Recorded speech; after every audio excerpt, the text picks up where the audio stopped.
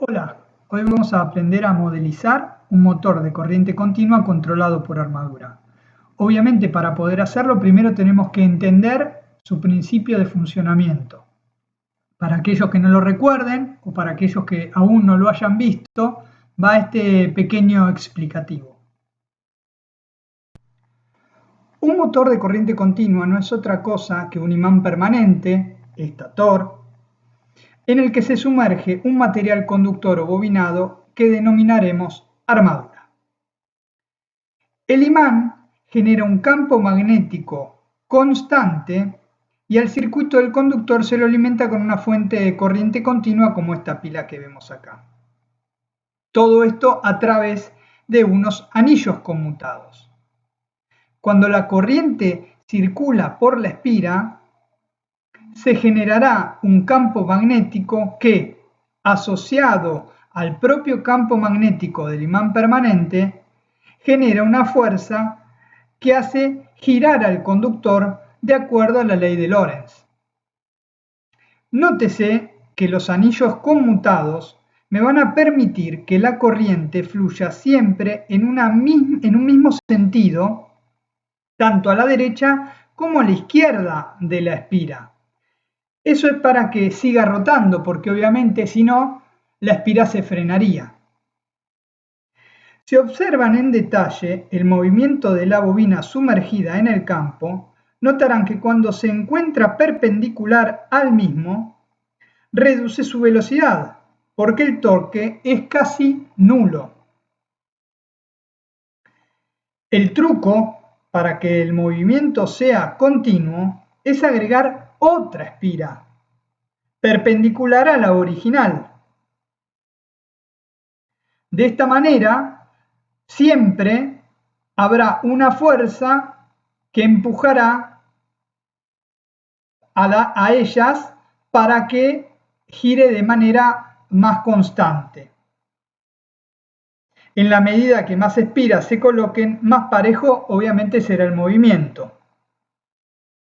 Para evitar las corrientes parásitas o de Foucault, esas espiras se separan por láminas de acero. Los resortes presionan las escobillas de contacto que al ser de carbón se van a ir desgastando. Ese es básicamente el principio de funcionamiento del motor. Ahora que sabemos cómo funciona el motor de corriente continua, vamos a tratar de modelizarlo. Acá tenemos el motor, lo que vimos hace un ratito, y a ese motor lo que le vamos a colocar en el rotor es una rueda, ¿sí? Entonces, por un lado, vamos a intentar modelizar la parte eléctrica del motor.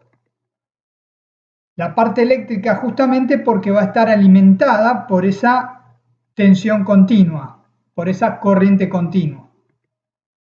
Vamos a señalar aquí en celeste cuál es la parte que vamos a analizar y como les decía, por un lado voy a tener la alimentación que yo de ahora en más voy a llamar EA, la A de armadura, porque es ahí donde voy a estar alimentándolo. Esa armadura, ese bobinado, va a tener por un lado una resistencia, que la voy a llamar resistencia de armadura. Voy a tener un efecto inductivo por la propia bobina, que va a ser mi LA, y obviamente a través de todo el circuito va a fluir una corriente, que ¿cómo se va a llamar? Corriente de armadura. Bien, el circuito por el momento lo vamos a dejar así y nos vamos a focalizar en la parte del rotor. Ya vamos a volver al circuito. ¿Qué hay en el rotor? Bueno, obviamente va a haber un torque, ¿sí?, generado que va a hacer que mueva la rueda. Ese torque va a tener asociadas una posición angular y una velocidad angular. Por otro lado, voy a tener mi rueda que tiene su inercia propia, Jm. Y finalmente podría llegar a tener un rozamiento Vm, que vamos a poner acá. Ahora ustedes piensen lo siguiente, si la rueda fuese más grande o el rozamiento fuese más fuerte, ¿No creen que la tensión de entrada tendría que ser mayor para hacerlo girar de la misma forma? Porque de alguna manera yo estoy restringiendo ese movimiento. Es decir, que obviamente el secundario, que es la parte que va a girar, va a hacer variar mi primario en relación a las fuerzas antagónicas, tanto por ejemplo de la inercia como del rozamiento. Entonces, esto yo lo tengo que expresar de alguna manera. ¿Cómo lo voy a expresar? Con la parte del circuito que me faltaba, la EB. La B larga tiene que ver con back, en inglés contraelectromotriz, que sería la que devuelve el secundario al primario en función de la carga que tenga. ¿Sí?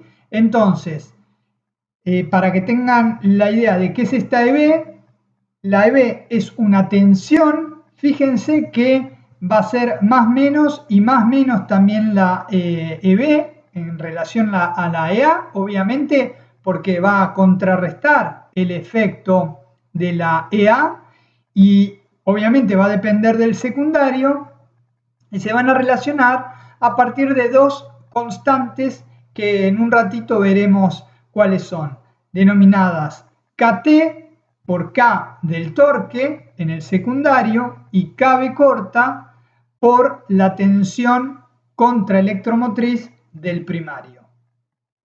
Cada una de las letras representadas podemos verlas debajo del circuito que pasaremos a modelizar a continuación. Bien, ya tenemos el circuito, entonces es momento de ir a las ecuaciones matemáticas que lo describen. El circuito primario, el de la izquierda, es bastante sencillo. Es la tensión de armadura EA menos la contraelectromotriz EB igual a la corriente que circula multiplicado por la sumatoria de las impedancias RA más SLA.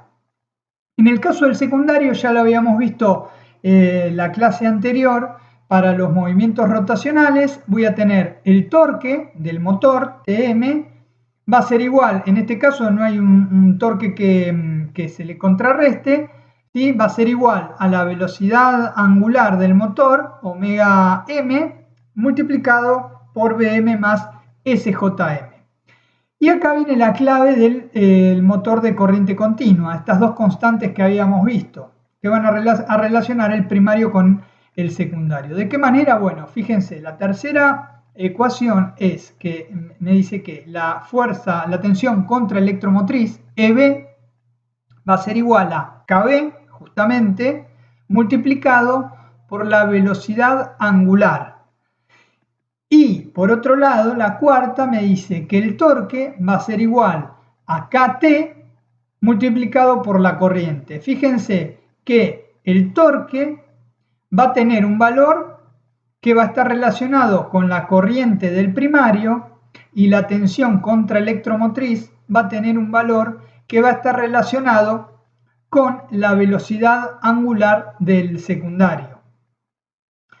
KT y KB en unidades obviamente son diferentes, pero en algunos casos, no siempre, pueden llegar a tener los mismos valores.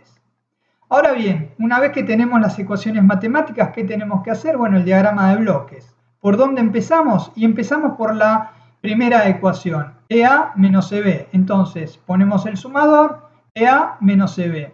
¿Eso qué me va a dar? Me va a dar a la corriente de armadura multiplicado por la suma de las admitancias.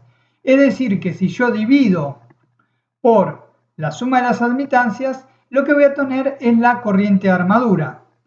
Si a esa corriente de armadura que yo tengo acá la multiplico por KT, lo que voy a tener es el torque en el secundario. Ahora bien, el torque en el secundario, fíjense, si yo lo divido por Bm más SJm, me va a dar la velocidad angular, omega m.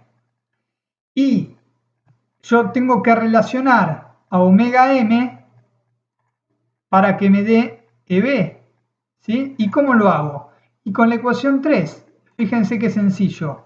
Yo multiplico por KB y termino teniendo el circuito cerrado que me va a representar las relaciones entre la velocidad angular del secundario, es decir, de la parte que rota, de la parte que gira, con respecto a la tensión que yo le vaya a colocar a la entrada en la armadura. Bueno, ya vamos terminando, tenemos el diagrama en bloques y ahora ¿qué resta hacer? Bueno, la función transferencia.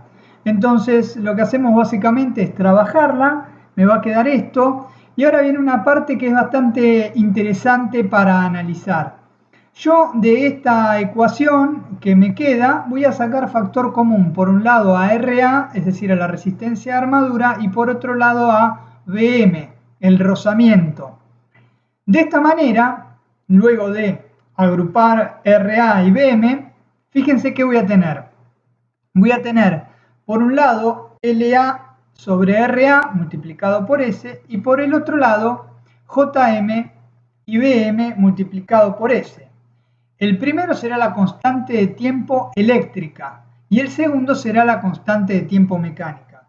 Era muy común, o es muy común en electrónica la constante de tiempo del capacitor 1 sobre RC, ¿se acuerdan? No sé si ustedes tienen tan fresco que L sobre R también es la constante de tiempo, ¿sí? En este caso, la constante de tiempo eléctrica. Y esta es la parte que a mí me parece muy interesante y con la que vamos a ir terminando el análisis de este motor de corriente continua. Si la constante del tiempo mecánica es mucho mayor a la constante del tiempo eléctrica, lo cual tiene sentido porque, digamos, la parte eléctrica funciona rápido y la parte mecánica tiene que romper su inercia, tiene su resistencia y demás. ¿Qué va a suceder? Va a suceder lo siguiente, podemos llegar a entender que la relación, la función transferencia, va a estar básicamente definida por la constante del tiempo mecánica.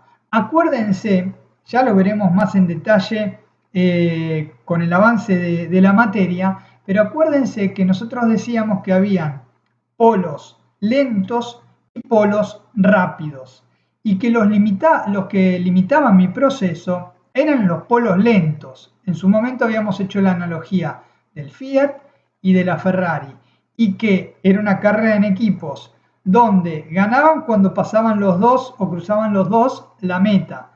Por más que la Ferrari fuese mucho más rápido, la que iba a limitar el movimiento de la Ferrari, porque en ese concurso, en esa carrera, los dos tenían que hacerlo al mismo tiempo, era el Fiat. Bueno, en este caso el Fiat es la constante mecánica.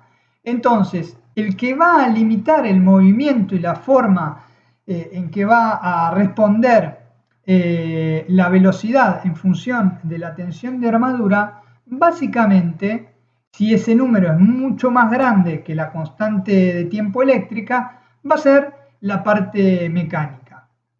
¿De qué me sirve esto? Bueno, en este caso en particular, ¿yo qué estoy midiendo? Estoy midiendo la velocidad angular en función de la tensión de armadura. Y esto me da una relación donde el polinomio denominador es de grado 1, o termina siendo, en este caso, de grado 1, haciendo las salvedades del caso. Ahora, si recordamos, la velocidad es igual a multiplicar la posición angular por S, porque es la derivada, ¿no? Entonces podemos decir que esa velocidad angular es igual a S por θ dividido la tensión de armadura. Si yo paso la S que está multiplicando de un lado de la igualdad dividiendo del otro lado, me va a terminar quedando una ecuación característica de segundo grado. Y es ahí a donde quería llegar. ¿Por qué? Porque de la otra manera, si nosotros no omitíamos la constante de tiempo eléctrica y consideramos ese efecto, no es que no lo íbamos a poder hacer, pero nos iba a costar realizar la idea del funcionamiento del sistema cuando el mismo tiene una ecuación característica de grado mayor a 2. Todas las herramientas que nosotros vamos a ver es para una ecuación característica, es para polinomios de grado 2. Entonces siempre vamos a intentar llevar mi sistema a un equivalente de segundo grado. Y este sería uno de esos casos. Así que la moraleja de todo este modelizado de un motor de corriente continua sería que va a depender de una parte eléctrica y una parte mecánica, ¿sí? Pero a grandes rasgos va a ser esta última, la parte mecánica, la que en definitiva va a limitar su funcionamiento.